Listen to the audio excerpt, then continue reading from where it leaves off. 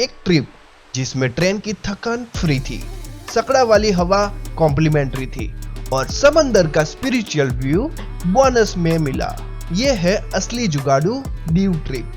पैसा कम, adventure full on. तो video को स्किप मत करना दोस्तों, क्योंकि असली फन और जुगाड़ तो एंड तक ही मिलता है।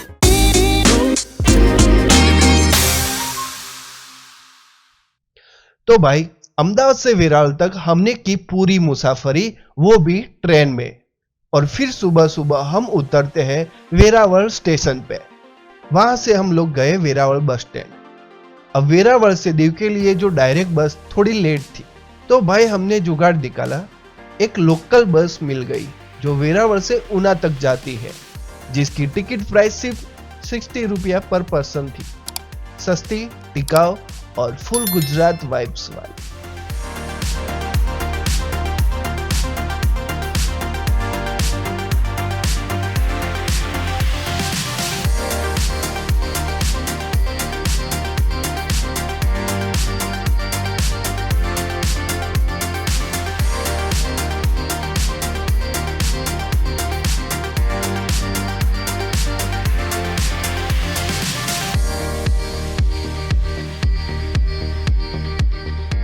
बस में बैठ के नजारे देखने की मजा ही कुछ और है।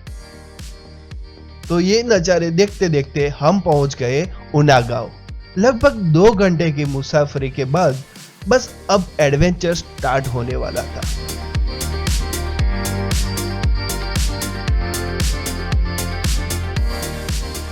क्योंकि यहां से सिर्फ सकड़ा जाता है, गुजराती में इसे सकड़ा कहते हैं। तो सकड़े में बैठकर निकले दीव के लिए। और भाई, एडवेंचर की शुरुआत वहीं से हो गई। इसका पर पर्सन कॉस्ट है 30 रुपीज और राइड पूरी ओपन एयर। हवा का झोंका ऐसे लग रहा था जैसे नेचर खुद वेलकम कर रहा हो। भाई सीरियसली, ऐसी राइड तो थीम पार्क में भी नहीं मिलती। तो हम लोग अभी दीव तक का कॉस्ट ब्रेक डाउन कर लेते हैं। तो आपको बिलीव नहीं होगा, जब हम निकले थे घर से, तो घर से लेके दीव तक पूरा कॉस्ट अप्रोक्स 960 में हो गया। घर से वेरावल तक का ट्रेन और रिक्शा का मिला के 730। रेलवे स्टेशन से वेरावल बस स्टैंड तक का ऑटो किया, वो 50 रुपये में हो गया था।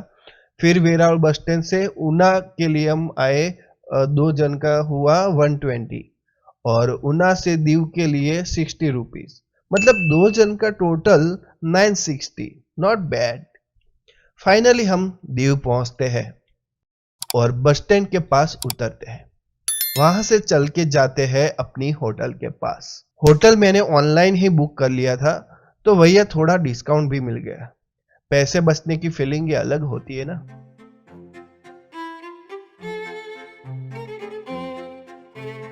रूम में जाके जैसे ही खिड़की खोली, डायरेक्ट समंदर का व्यू, वो देख के मजा आ गया हमको तो। और पूरी रात की जर्नी के बाद बॉडी फुल थकी हुई थी, तो सोचा चलो थोड़ा फ्रेश हो लेते हैं।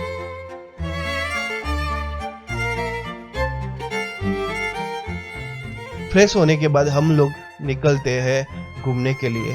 तो होटल के पास ही एक्टिवा रेंटल मिल गया। तो 500 पर डे के हिसाब से हमने 2 दिन के लिए ले लिया एक्टिवा।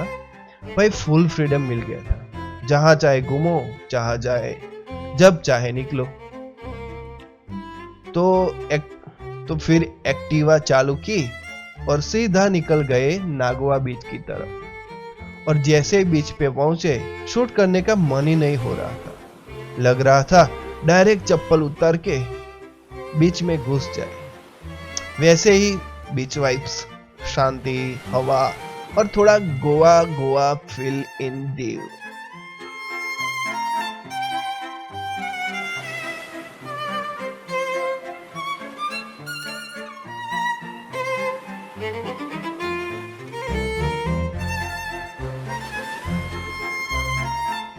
तो थोड़ा घूमने के बाद शाम हो गई थी, तो हम होटल वापस जा रहे थे।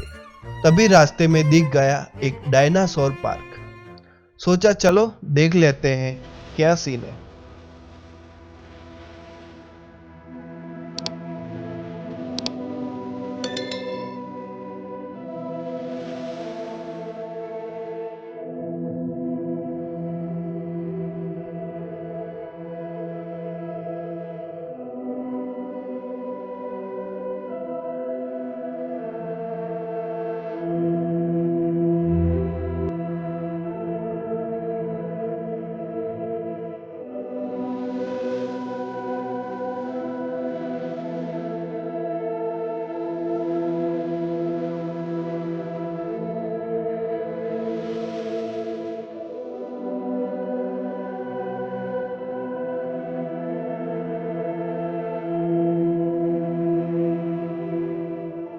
वहां जाके समंदर की लहरें सुन रहे थे।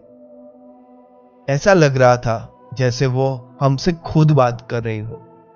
मैं तो लिटरली वहां थोड़ी देर बैठ गया। फुल पीस जोन था भाई।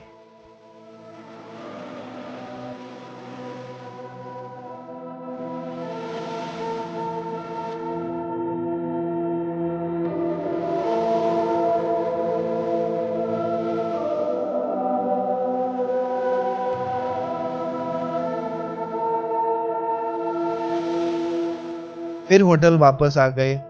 पास में नाइट मार्केट था तो थोड़ा वहां भी घूम लिया। थोड़ा स्ट्रीट फूड, थोड़ी मस्ती और फिर रूम जाके फुल आ। तो यहाँ पे अपना डे 1 खत्म होता है। अगली सुबह हम जल्दी उठ के निकल पड़ते हैं गंगेश्वर टेम्पल की तरफ।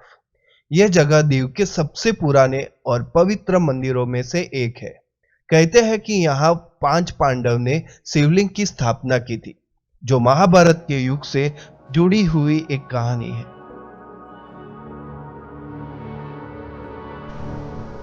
ऐसा माना जाता है कि पांडव युद्ध के दौरान यहाँ शांति और तपस्या के लिए रुकते थे।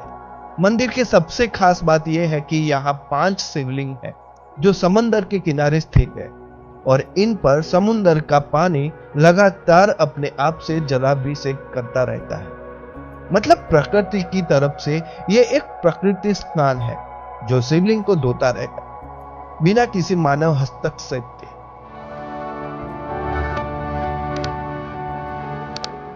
इससे यहाँ की पवित्रता और भी बढ़ जाती है। आज भी लोग अपने मन की शांति के लिए और श्रद्धा भाव से यहाँ दर्शन करने आते हैं। वहां की शांति और समुद्र की लहरें सुनते ही लगता है कि ये जगह सच में डिवाइन है। भाई ऐसे डिवाइन वाइब्स कहीं और नहीं मिलती। ये जगह सच में दिल को सुकून देती है। दर्शन करके हमारा मन एकदम शांत और ताजगी से भर गया।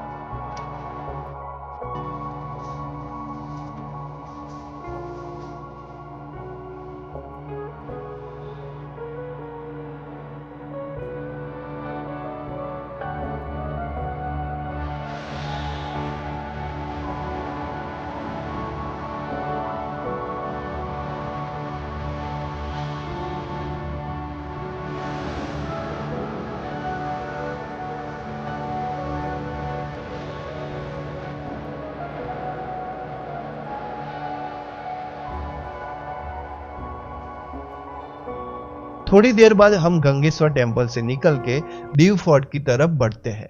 फोर्ट में एंटर करते पता चलता है कि रिनोवेशन का काम चल रहा है।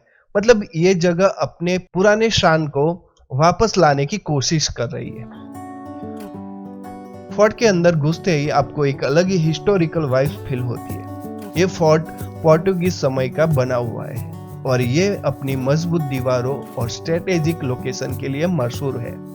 पहले के जमाने में यहाँ से समुंदर पर नजर रखी जाती थी ताकि दुश्मन कभी भी सरप्राइज अटैक ना कर सके।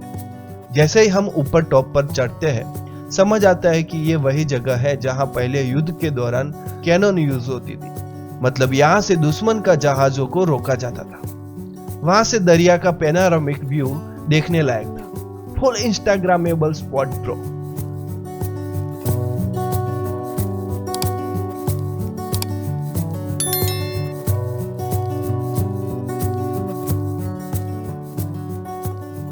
समंदर की नीली लहरें और होराइजन के बीच फोर्ट का हिस्टोरिक स्ट्रक्चर एकदम परफेक्ट कॉम्बो बनाता है। फोर्ट से निकलते वक्त रास्ते में मिलती है INS खुकरी सिंह। ये एक नेवी वेसल है जो पब्लिक के लिए ओपन है 8 AM to 1 PM और 2 PM to 7 PM तक।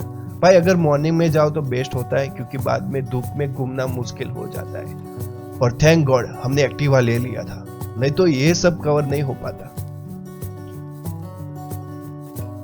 घूमते घूमते वापस गए नागवा बीच पे, पर पता चला मौसम खराब के वजह से बीच बंद कर दिया गया। मतलब किसी को भी बीच पे उतरने नहीं दिया गया। लग रहा था समंदर खुद सैड हो गया हो। फिर क्या, थोड़ी देर शांत बैठे रहे और व्यू का मजा लिया। और इसके साथ हमारी 2 दिन की दीव की जर्नी यही खत्म होती है। अगर आपको ये वीडियो पसंद आई हो तो पहले लाइक जरूर करना, कमेंट करके बताना कैसा लगा।